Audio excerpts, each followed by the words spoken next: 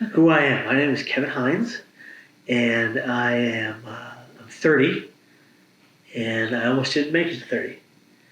I almost didn't make it to 30 because when I was 19, because of bipolar disorder and the depths of depression that I was in, I attempted to take my own life by way of jumping off the Golden Gate Bridge. What I say now is the single worst decision of my entire life.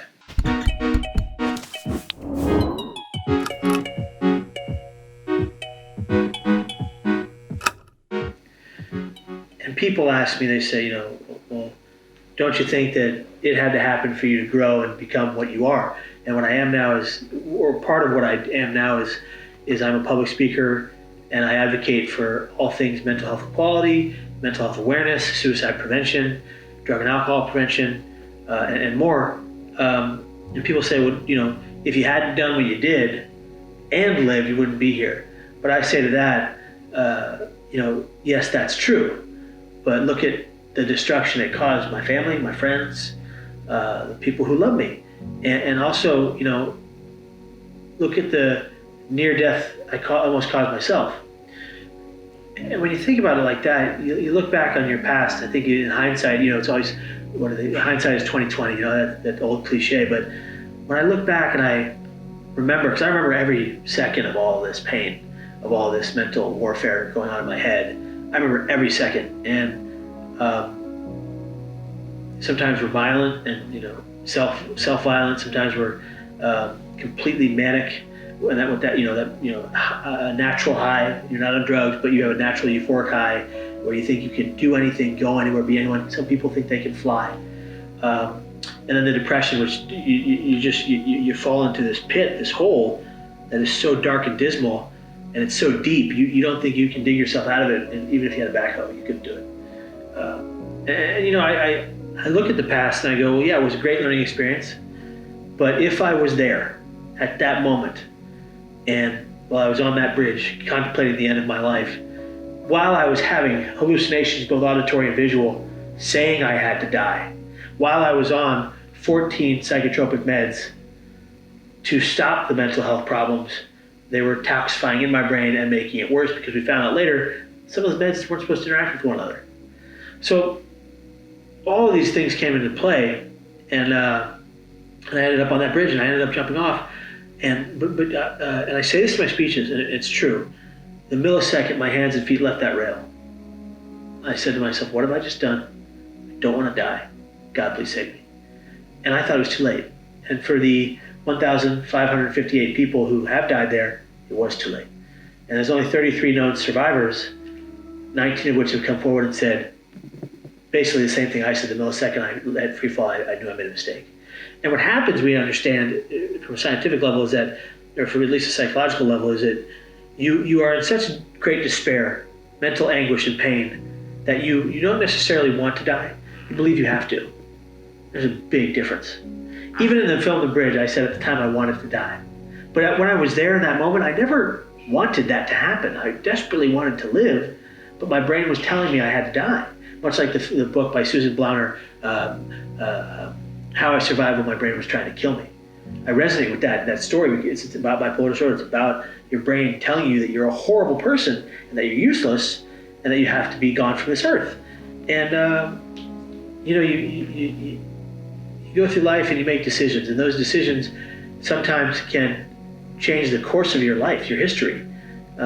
It can all depend on you walking down your normal street to get home, and instead of going that straight way, you make a left and you run into someone you know who loves you or cares about you.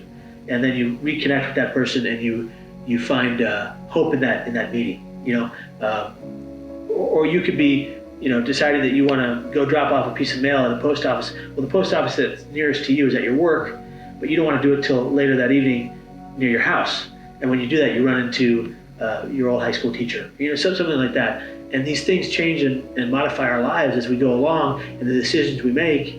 And my whole thing about talking about this and talking about why I did it and why I made a mistake and why people should not die by suicide, especially the youth, who are sixth highest rate of suicides, 15 to 24-year-olds in the world.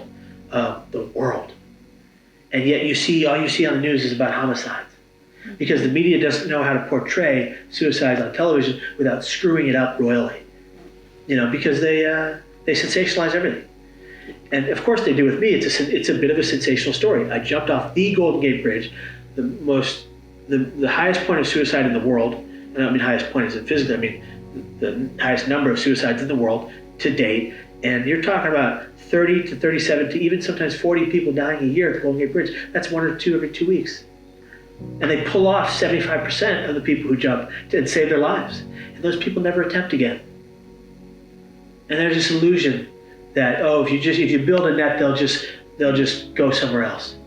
That's been disproven time and time again by these doctors in the field of suicidology who've done epic research on these issues and found that 96% of the jumpers who were pulled off and saved either died of natural causes or never attempted again in any way, shape, or form. One individual went back to the Golden Gate Bridge and ended his life. He jumped, he survived, he went back, he died. And that's one individual out of the majority who are saved in some way, shape, or form, and they get help, and they live their lives. That's not to say I don't struggle. I struggle every day. One of the things I can't break, no matter what I do, I was talking about this last night to my family and friends, and I can't do it. I can't break the paranoia. Every waking moment I'm alive and awake and aware, I'm paranoid. At some level. Some level of, when you think about it, inconsequential paranoia where it's so beyond belief that even the guy who's like the police officer who sits in the back of the restaurant looking at the door, being aware of his surroundings and knows if something goes down, I'm going to take care of business. Or the Vietnam vet who does the same. It's not like that. It's like I walk down this street, I look at 2 guys walking toward me, and I believe that they're going to come and kill me. And I laugh at myself because I think to myself, you're not that cool to be assassinated, at least not yet. But these are the thoughts in my head on a regular basis. Or wasn't that car following me 2 blocks ago? And it's a beast, and it's painful, but nobody knows that that's what I go through. They just go, Kevin, he's doing great. He's on his routine, and he's doing well, and he's fighting for wellness, and blah, blah. And even sometimes when I go speak, people are like, well, how can we believe? People have said this to me. How can we believe that you went through all that? You seem so fine. And then, the old term is, he's a high-functioning bipolar. Well, first of all, I am not bipolar. I have bipolar disorder. And that's what I try to ingrain in student young people, that they always come up and they say, I have bipolar too. No, you don't. I'm sorry. You say, I am bipolar. I say, no, you aren't. You have it. And you can beat it. And I think that's why my story has resonated with so many people. And then there's the haters out there that, they disagree with all my ideals, and they try to tell me things like, you should just go jump off the bridge with an anvil tied to your legs and do it right this time. Or the people that write on social media sites and they say, oh, Kevin, they should just put a diving board out there and let it happen. That's someone's personal choice. And to that I say no. These people who are dying by suicide all around the world, they're ill. I'm not saying they're necessarily mentally ill. I'm saying if you do intense research on these individuals, you will find a mental health instability somewhere. Whether they were a Fortune 500 Forbes guy and they had all this money and they lost it in the market and they jumped off a building, or whether they're the person who contemplated it for years and then jumped off that bridge. Those people are the same. And I say that because when they become on that bridge or on that building, or with that gun or the rope, at the moment of the decision to die by their own hands, they're faced with a miserable reality. And they don't want to die. They, at that point, believe they have to.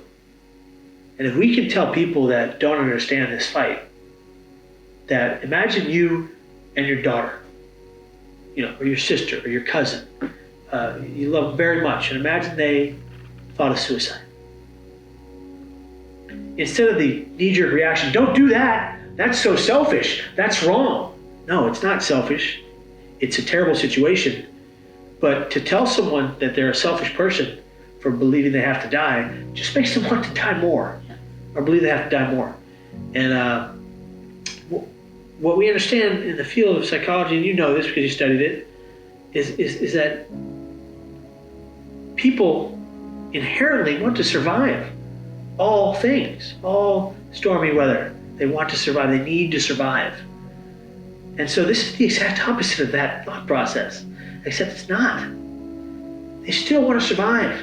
They just believe they have no other option, no way out. And if I can help one person in every audience, I don't care if there's one person in the audience, I'm going to be there and I'm going to present, and I'm going to present well, and I'm going to try to help that one person because that's the person who needed to be there, as opposed to the prima donna speaker, performer who gets the two people in the crowd and goes, that's it, that's all that came? No, wait a minute. Those are the ones that needed to be there. Maybe that connection is more important than having the room filled. So I do this work because my life's passion. It means the world to me.